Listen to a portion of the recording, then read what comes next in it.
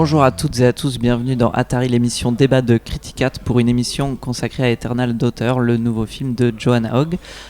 Donc ce mois-ci, en mars, Criticat consacre une partie de son sommaire à Joanna Hogg avec un texte sur le film signé Thomas Grignon ainsi qu'un texte d'Alexandre Moussa sur les 3 premiers films de la cinéaste qui vont bientôt sortir en salle pour accompagner la sortie de ce nouveau film, puisque The Souvenir Part 1 and 2 était le premier film de Joanna Hogg à avoir droit à une distribution française l'an dernier. Donc pour parler de ce film de Maison Hantée, je suis accompagné de Josué Morel. Bonjour Marin. Et Corentin Lay. Salut Marin. Et oui, un film de Maison Hantée avec deux Tilda Swinton, une de Tilda Swinton qui a son âge véritable et une Tilda Swinton une fois n'est pas coutume grimée en vieille dame qui joue la mère de son autre personnage qui arrive dans une maison qui fait office plutôt d'hôtel un peu luxueux dont on comprend assez vite que les deux personnages ont une histoire familiale avec ce lieu, et voilà, tout ça va devenir bientôt brumeux et spectral. Corentin, je me tourne vers toi pour commencer. Comment s'inscrit selon toi ce nouveau film dans la filmographie de Hogg ? Alors moi j'ai pas vu les 2 premiers, j'ai vu les autres, et je me rappelle, donc on avait vu avec Josué au FEMA à La Rochelle, on avait vu Exhibition, qui nous avait un peu surpris quand même, parce qu'il y avait déjà cette substance de film d'épouvante, en tout cas je dirais pas film d'horreur non plus, mais il y avait toujours une sorte de maison vide un peu inquiétante, avec justement une artiste qui préparait une exposition, une installation, on sait pas trop, on sait pas vraiment expliqué dans le film, et là on a à peu près le même schéma narratif et le même dispositif, c'est-à-dire qu'on va avoir un personnage qui vient dans une maison vide, préparer donc un scénario, elle essaye d'écrire un scénario, elle n'arrive pas vraiment, d'un film qui est centré sur sa relation avec sa mère, donc c'est Julie la fille et Rosaline la mère. Et on va avoir le même, surtout au début du film, dans la première partie, je dirais, quand la nuit tombe, en fait, l'hôtel se vide petit à petit, même s'il est quasiment déjà vide, et on a la réceptionniste qui s'en va au loin. C'est répété au moins 2-3 fois, je crois. Il y a 2-3 soirées comme ça qui se déroulent de cette manière-là. Et le personnage de Tilda Swinton va être réveillé par des bruits la nuit. Alors évidemment, ça fait penser tout de suite à Memoria ou ce genre de choses. Et elle va se mettre à déambuler en fait dans le manoir, et donc le dispositif entre guillemets du film, ça va être principalement des plans fixes avec de légers panoramiques où on suit le personnage qui va passer dans les couloirs, monter les escaliers, descendre, etc. à la recherche donc de l'origine de ce bruit-là. Et ce qui était intéressant, c'était que tout de suite, ça m'a fait penser moi à Exhibition, qui était déjà dans la même veine, même si pour avoir vu The Souvenir aussi, quelque part The Souvenir n'avait pas grand-chose à voir, et en fait Eternal Daughter vient un peu faire la greffe de ces 2 films-là, c'est-à-dire qu'on a un film de maison hantée et à côté un film réflexif, au sens littéral comme figuré, c'est-à-dire qu'on a énormément de miroirs, un personnage dédoublé, et à côté un projet réflexif, c'est-à-dire de la matière du film, comment on l'a créé, le cinéma, la création, etc. Sachant qu'on imagine bien que Julie est un avatar en fait de Joanna Hogg, comme elle en a en fait dans beaucoup de ses films. Et moi, je l'ai vu à Venise du coup la première fois en septembre dernier, qui était déjà une sorte de confirmation aussi pour Joanna Hogg en termes de statut. Et j'avais été vraiment agréablement surpris de la manière dont quelque part elle avait transposé la matière qui était dans Exhibition dans un film d'épouvante, d'inspiration gothique. Moi j'ai trouvé que ça fonctionnait assez bien, même si je pense que Josué n'est pas forcément d'accord avec moi, mais on pourra un petit peu élaborer là-dessus. Une espèce de déplacement comme ça du cinéma de Joanna Hogg vers quelque chose qui en fait existait déjà avant, quoi. D'accord. Oui, et puis c'est vrai, comme tu le disais, c'est pas habituel, mais c'est vrai que c'est un épisode d'Atari où tout le monde n'est pas forcément d'accord. Donc Corentin, tu aimes beaucoup le film. Moi, je l'aime un peu, et je crois que Josué est un peu plus mitigé. Donc peut-être Josué, on peut partir de tes arguments pour voir. Oui, c'est intéressant parce que moi aussi j'ai vu Exhibition et je suis pas tout à fait d'accord, parce qu'il me semble que la maison est pas le cœur. C'est-à-dire que la maison était vraiment le cœur d'Exhibition, alors que là le cœur me semble être un espèce de double dispositif qui s'entreposerait.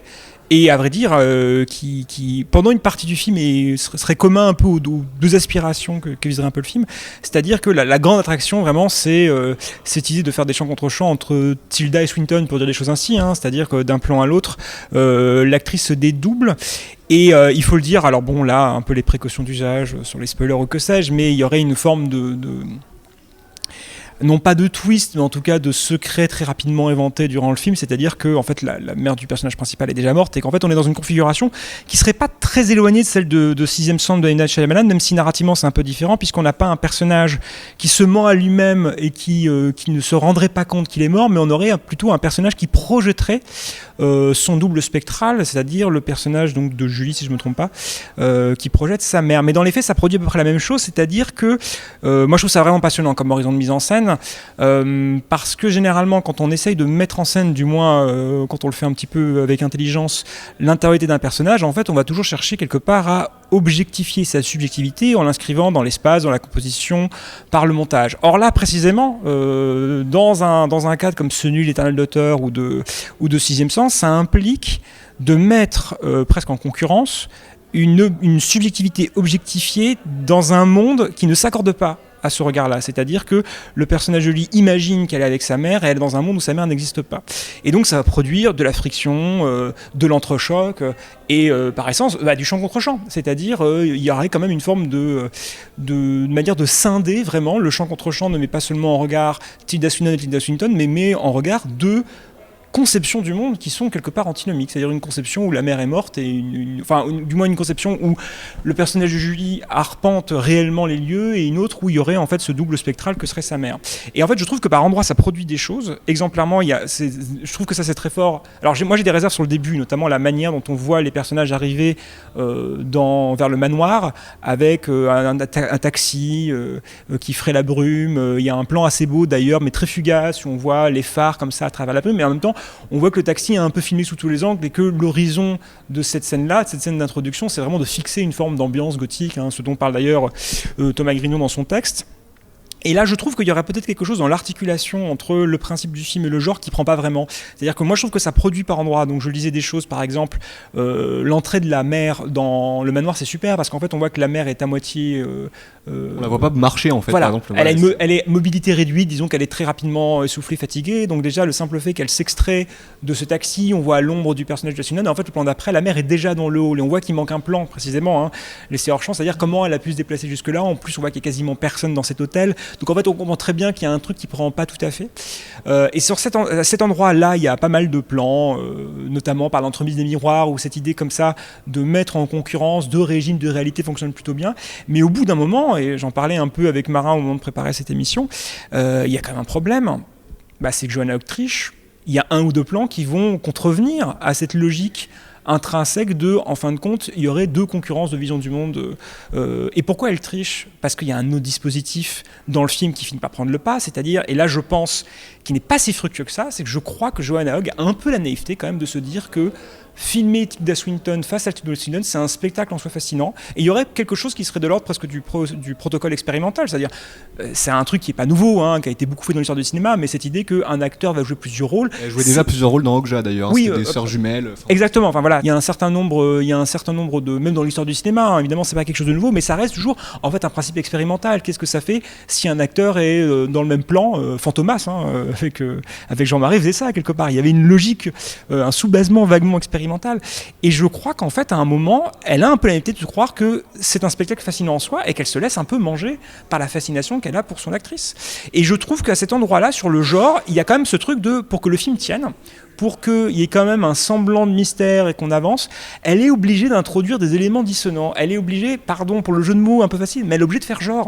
C'est-à-dire, par exemple, avec le personnage de la réceptionniste. Alors, il y a ce truc un peu intriguant de la réceptionniste chaque soir, la réceptionniste qui est assez mal aimable par ailleurs, par une voiture, on comprend que c'est son copain qui vient la chercher, il y a une musique très forte, il y a quelque chose qui se répète, donc il y aurait quelque chose de vaguement dissonant, mais il y a aussi des plans de la maison ou du reflet de la réceptionniste dans son petit miroir de maquillage, en fait où là il y aurait quasiment une forme de sous-suspiria qui serait en train de se mettre en place, et où quand même Joanna Hogg est obligée de distiller un peu des figures obligées du film de genre, mais de façon pas tout à fait passionnante, et surtout dans un leurre, dans une perspective comme ça, pour essayer de maintenir une forme d'incertitude. Et là ça prend pas totalement, mais bon, je dis ça parce que c'est vrai que quand j'étais sorti du film je le trouvais à moitié réussi, et là plus j'y pense je le trouve presque un peu, c'est malheureux à dire, à moitié raté, mais il y aurait quand même quelque chose sur cet entremêlement de chant contre chant, d'incertitude, où là le film à mon avis creuse quelque chose d'intéressant, mais en fait il va pas jusqu'au bout. Il va pas jusqu'au bout parce que cette logique d'entrechoc, en fait, elle obéit à deux dispositifs qui, à mon avis, dialoguent ensemble pendant toute une partie du film, mais qui au bout d'un moment, j'utilisais le terme de concurrence, mais là entre concurrence, c'est-à-dire que par exemple, si elle veut filmer un moment le personnage de Julie regarder de loin sa mère, parler d'elle alors qu'elle a l'impression de ne pas la voir, ça implique de faire intervenir un personnage qui dialogue et donc de casser la logique de ce personnage n'est que la projection de son esprit. Tu vois, là, à cet endroit, j'ai l'impression, par exemple, qu'un dispositif prend le pas sur l'autre et casse un petit peu la logique du film. Et on en parle avec Marin, c'est-à-dire qu'il y a 2-3 plans comme ça où, durant le film, mentalement, on se dit « Ah, mais peut-être que je me suis trompé, en tout cas, là, les règles ont l'impression de changer. » Et en même temps, il y a quelque chose de ludique là-dessus. Par exemple, moi, il y a le rituel où chaque soir, elle dîne au restaurant de l'hôtel. Et c'est vrai qu'au début, je me dis, mais c'est curieux parce que on voit qu'un seul personnage commandait son assiette. Donc je me dis, je vais repérer la serveuse si elle rapporte potentiellement 2 assiettes. Et à un moment, tu vois bien qu'elle rapporte 2 assiettes, donc tu te poses la question de est-ce que vraiment la mère est morte ou pas. Mais ça, à la rigueur, ça peut marcher. Mais enfin voilà, je veux dire, c'est que le film invite quand même à ça. On peut pas simplement dire, d'une certaine manière, c'est pas grave qu'elle tienne les règles parce que c'est vraiment, à mon avis, l'essence du découpage pendant une partie du film, mais que ça finit par être dévoré par l'autre aspiration, à savoir un pur exercice d'observation et de fascination par une actrice qui, je suis désolé de le dire, mais en fait, me semble pas aller très loin, quoi. Je suis pas sûr que ce qui se joue sur ces champs contre champs entre Tilda Swinton et Tilda Swinton creuse l'horizon le plus passionnant du film. Pour faire un peu la jonction entre vous deux, pour repartir effectivement de Sixième Sens, effectivement, il y a ce côté un peu ludique qui est, bon, moi j'ai jamais vu Sixième Sens sans connaître la fin, donc déjà, ma première vision de Sixième Sens, je cherchais un peu les règles, et là, un peu de la même manière, dans Eternal Daughter, le mystère est un peu un non-mystère, et donc je me suis assez plu effectivement à observer comment ça fonctionnait. Effectivement, tu parles des scènes du dîner, moi je trouve ça assez bien fait, de se rendre compte qu'en fait la façon dont la mère commande la même chose que sa fille, et donc dans les dialogues de la réceptionniste, d'une certaine manière intègre le fait que ça peut être un personnage seul qui a parlé, et il y a quelque chose comme ça qui tient un peu tout le long du film, mais avec effectivement ma réserve, c'est aussi qu'il y a des moments où on réfléchit un peu trop aux règles, où on se dit mais en fait comment fonctionne un petit peu le dispositif, mais il y a quelque chose quand même qui est très clair, à savoir, et qu'on comprend assez vite dans la mise en scène, qui est que les 2 personnages ne seront jamais dans le même plan.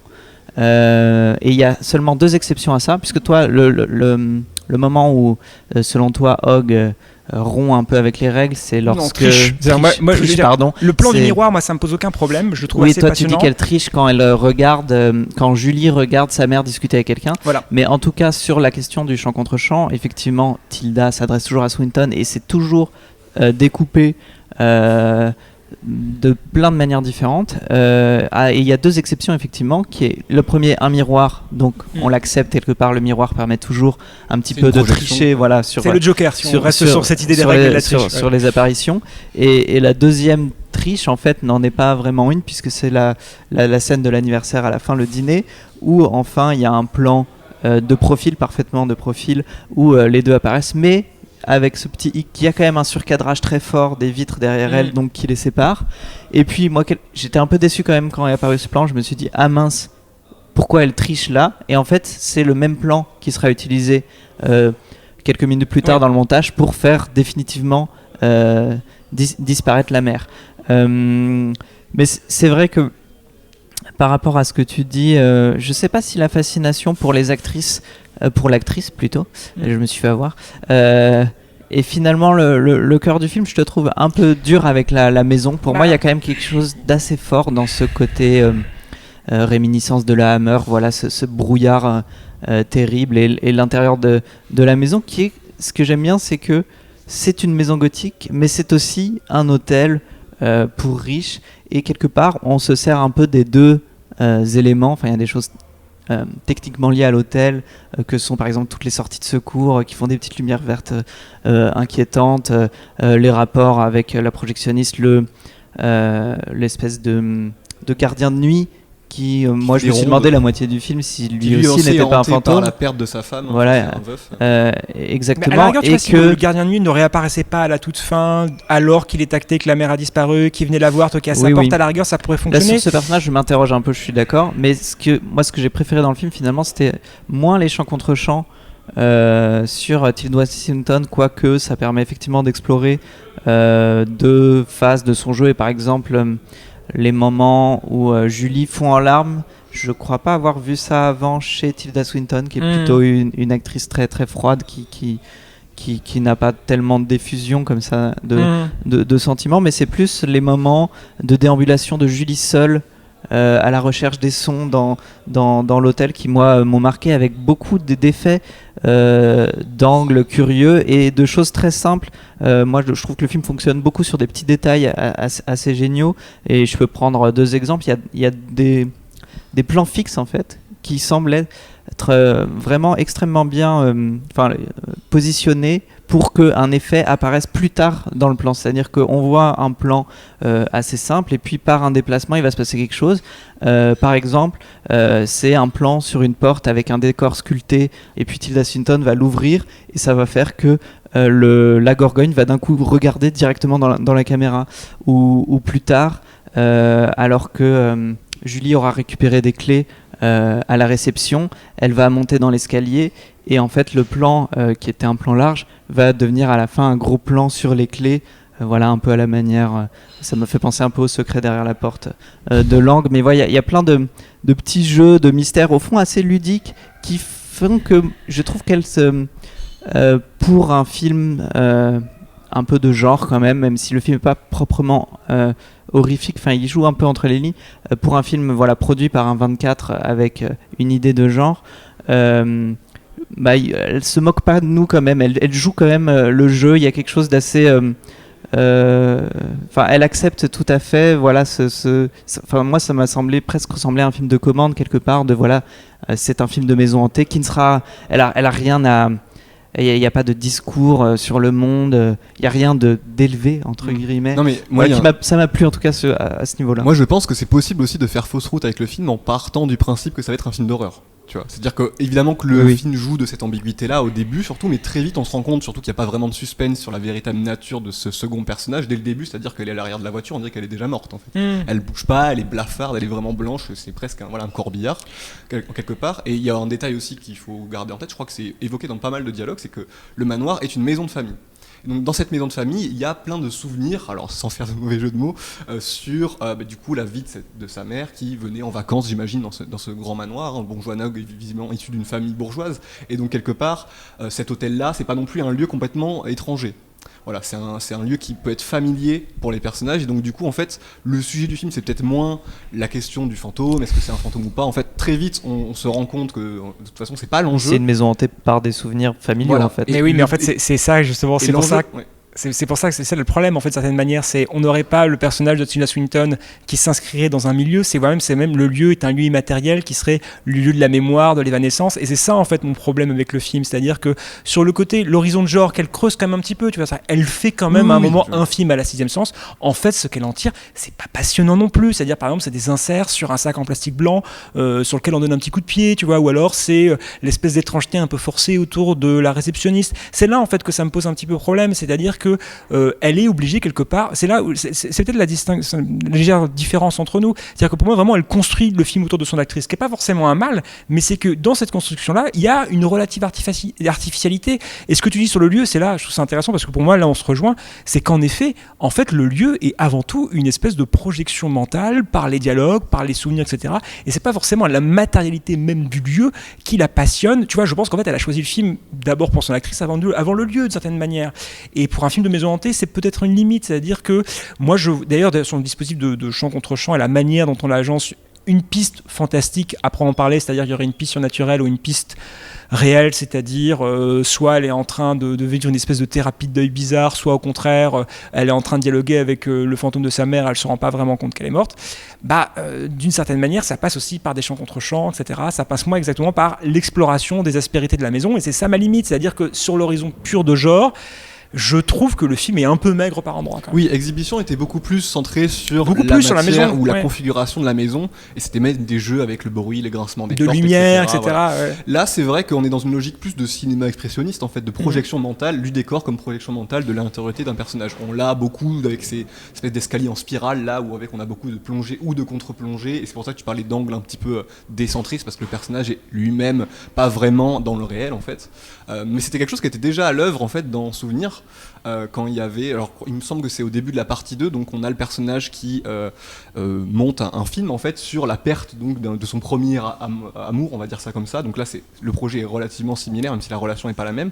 Et donc la première fois qu'elle arrive sur le plateau de tournage, en fait c'est filmé exactement comme Éternel d'auteur, c'est-à-dire que la caméra est placée derrière la fenêtre, elle se déplace, on dirait un fantôme, il y a des légers mouvements de caméra, beaucoup de surcadrage. Et donc en fait elle entretenait déjà ce principe-là, c'est-à-dire de faire du cinéma et de parler du cinéma comme une manière de dialoguer avec les fantômes en fait, de dialoguer avec le passé, de dialoguer avec les souvenirs. Alors c'est une perspective qui est du coup, je suis d'accord, assez immatérielle, assez auto-centrée, mais en fait elle ne s'en cache pas du tout, puisque de toute façon il y a des miroirs partout, il y a des surcadrages partout, elle ne filme qu'elle-même, et c'est quelque chose qui était d'ailleurs assez intéressant dans la première partie de Souvenirs, je crois, où à un moment son premier projet de film à Joanna Hogg, alors si on en croit le récit du film, ce serait un film sur des dockers à Liverpool, enfin je sais pas exactement, mais quelque chose de complètement exogène quoi, à son milieu, et on lui a dit mais qu'est-ce que tu as vraiment à nous dire là-dessus. Et donc quelque part, Joanna Hogg a pris en charge ce côté du processus de création cinématographique comme une manière comme ça de réfléchir à sa propre filiation, je dirais, à son propre traumatisme. Et donc du coup le film en fait en effet est moins un film de maison hantée, c'est pour ça que le début de l'émission colle avec le début du film, c'est-à-dire que on vous ment. C'est peut-être une fausse piste, c'est-à-dire que c'est plus un film sur le cinéma, ou en tout cas sur ce que ça implique que d'écrire un scénario ou de chercher l'inspiration, c'est-à-dire de naviguer à la fois dans une zone qui est complètement fantasmée et à la fois aussi dans la réalité. Donc c'est pour ça qu'on a cette alternance dans le film. Ça raconte quoi précisément sur cette question, tu vois? C'est-à-dire, moi je crois quand même qu'il y a un peu une tentative de on réfléchit sur sa propre expérience, et en plus quelque chose visiblement de probablement autobiographique ou du moins de l'ordre de l'autofiction qui se manifeste dans le film. Cas, ouais. Et puis on va mettre Tilda Swinton face à Tilda Swinton, et j'ai l'impression qu'il y a quand même un peu cette idée, bon, qu'est-ce que ça va produire? Et à l'arrivée, vous voyez, j'ai l'impression qu'il n'y a pas de réponse très franche. Qu'est-ce que ça produit strictement, cette question, par exemple, de l'intrication entre le réel, la fiction, la réflexion sur le scénario? C'est-à-dire qu'il y a un côté bouclé. À la fin, on voit en fait qu'elle écrit quelque part la scène d'ouverture qu'on a vue. Mais est-ce que, fondamentalement, ça raconte quelque chose de précis sur le processus créatif, sur le rapport entre fiction et autobiographie? Je ne suis pas si certain. Je pense que le film est comme ça, un peu impressionniste par touche, mais qu'il ne sait pas toujours exactement ce qu'il veut faire. C'est vrai que, pour moi, contrairement à The Souvenir, j'ai pas ressenti très fortement l'importance du fait que Julie est cinéaste. Elle aurait pu être écrivain. Pour moi, le film ça aurait pas changé grand chose. Enfin, j'ai un peu cherché ce que ça avait nous dire du cinéma en tout cas. Oui, voilà, c'est un personnage observatrice, mais il n'y a pas quelque chose de l'ordre de la spécificité du cinéma, je trouve. Et d'ailleurs, quand elle écrit à la fin, ça parle du brouillard et tout, ça me fait penser à ce film qu'on aime bien, voilà, au Twixt, There Was Fog on the Lake. Bon, ce qui est intéressant, c'est que déjà dans ce souvenir, donc Tilda Swinton jouait déjà la mère du personnage, et donc le personnage principal qui jouait Joanna Hogg était la fille de Tilda Swinton dans la vraie vie. Enfin, donc du coup, il y avait déjà ce côté, tu sais, un peu mise en abîme évidemment du tournage lui-même, et c'est souvent ça chez Joanna Hogg. Moi, je trouve que, alors j'attends pas forcément du film qui me donne une clé en main, quelque chose de très précis sur comment faire un scénario. Tu vois, pour moi, c'est pas comme ça que je l'envisage. Par contre, c'est vrai que ça reste un petit film, c'est-à-dire que c'est 1h30. Il faut pas oublier que c'est beaucoup moins ample que The Souvenir, qui me semble durer 3 heures en fait si on colle les deux bout à bout. Moi ce qui m'a le plus plu en fait dans le film, c'est la manière dont quelque part le dispositif de maison hantée, hein, comme on disait, avec cette espèce de maison en fait, se faisait presque comme tu le disais, et moi je trouve ça que ça fonctionne plutôt bien, c'est-à-dire que se faisait presque envahir par l'émotion en fait de la perte en gros d'un proche quoi. Enfin il y a quelque chose comme ça de en fait quelque part on essaie d'occuper l'espace, hein, les bruits qu'elle entend en fait, bon, peu importe si ils émanent d'une réalité matérielle ou pas. Là on n'est pas chez We Are Stakul, hein, où à un moment We Are Stakul nous donne la clé de l'origine du son, là on ne l'aura jamais vraiment. Par contre on a un personnage qui quelque part essaie de remplir le vide, et qui à un moment c'est là le fameux le gâteau d'anniversaire quoi. On a une coupe où à un moment ce vide là s'impose au personnage, et à partir de ce moment-là, c'est une sorte d'ouverture en fait pour l'écriture, et on re-remplit le vide comme ça. Et donc en fait, on a un espèce de jeu d'aller-retour entre remplir le vide dans l'espace, ensuite voir que quelque part elle s'évapore. Je crois qu'il y a même un plan, un moment où on voit une espèce de petite fumée qui part vers la fenêtre, et c'est le lendemain où elle se réveille sur le lit avec le même cadrage, où elle va se mettre à écrire en fait le scénario. Et donc il y a un jeu comme ça d'évidement, de remplissage, etc. Et c'est un jeu que je trouve assez bien amené au fur et à mesure quoi. Oui, si on doit tirer un peu une espèce de morale, enfin pas de morale, mais de maxime au film sur cette question de l'écriture, ce serait peut-être quelque chose de l'ordre. Il faut un peu se dire à soi-même la vérité avant de pouvoir parvenir à raconter quoi que ce soit. Ouais, complètement, et c'est d'ailleurs pour ça que moi je peux accepter entre guillemets le personnage secondaire, donc du gardien qui intervient petit à petit, parce qu'en fait c'est un personnage qui est à moitié lucide.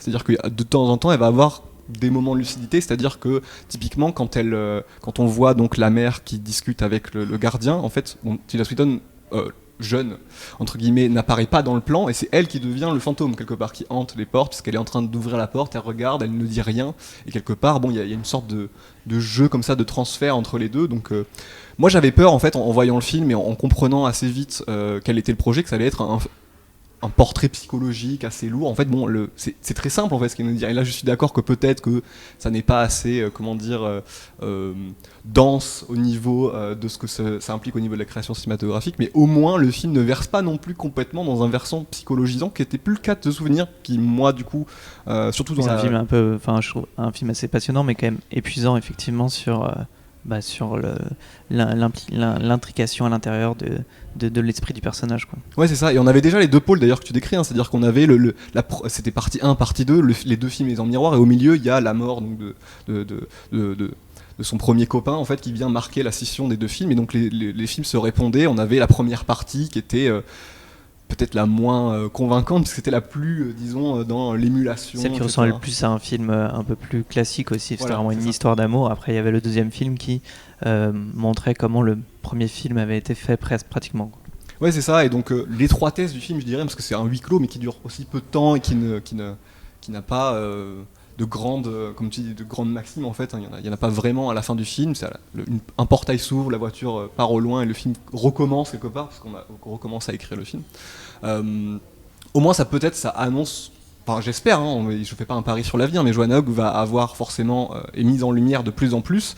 Et pourtant, ce qui me semble être le plus intéressant, là je suis d'accord avec toi aujourd'hui quand même, c'est ces dispositifs en fait centrés vraiment autour de scènes qui prennent en compte la spécificité d'un décor, la situation d'un personnage dans l'espace. Exhibition, c'était vraiment que ça. Donc moi, plus je parle de ce film, plus j'ai envie de le revoir. Et quelque part, la première fois que je l'ai vu, j'étais un petit peu comme toi d'ailleurs, un petit peu étonné par ce que je voyais. Mais voilà, il y a quelque chose comme ça il y a dans le cinéma de Joanna Hogg, et même dans les films de souvenirs que j'aime moins que les autres, il y a toujours ça, quoi. Il y a toujours des scènes, un moment qui se créent, qui se cristallisent autour de quelque chose qui est hyper intéressant, moi je trouve. Et les textes d'Alexandre et de Thomas en témoignent quand même assez bien sur le site.